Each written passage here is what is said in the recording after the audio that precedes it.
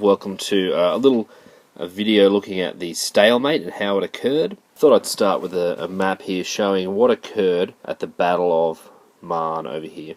So if you remember, the Schlieffen plan was that Germany would bring in troops, would encircle Paris in a long kind of arm of movement here, and then rush these troops back once they've defeated Paris to fight against the Russians. So the plan hasn't worked. If you remember, the Battle of Marne, they've been stopped. So now the question is, for the Germans, what do? Do they give up? Do they go home? That's not what they do at all. What they do is, you might call it, a planned withdrawal. Okay, so they actually think about what they're doing, and they actually decide that they are going to actually fall back to the position that is most advantageous for them.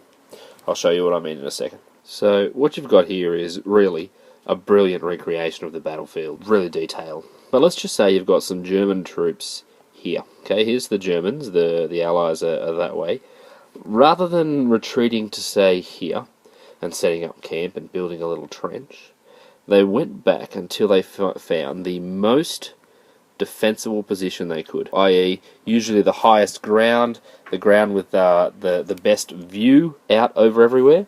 And so they'd set up a little machine gun post here, and they dug really, really strong trenches. So really strong trenches that were quite deep. And this allowed them to withstand barrages, artillery barrages, and also meant that they could have more men defending and reserve trench that went back. Whereas the Allies came along, and they would find whatever was the closest position to build a trench.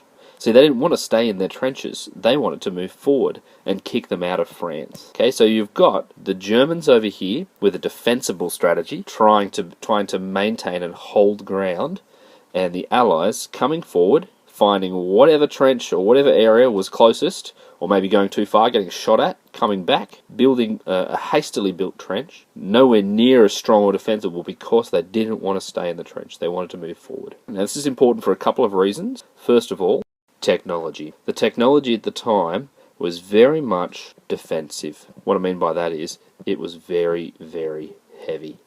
So it was quite good if you're staying and standing your ground. So, for example, machine guns or your massive kind of artillery. Because firepower was heavy, it was better for whoever's defending.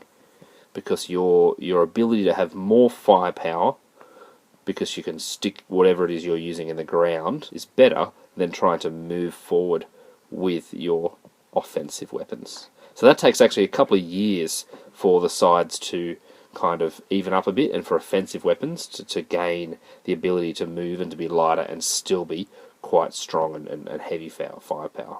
So we see the loss of, say, let's just say Marne's here. The Germans, who are throughout this region, all rush to the sea.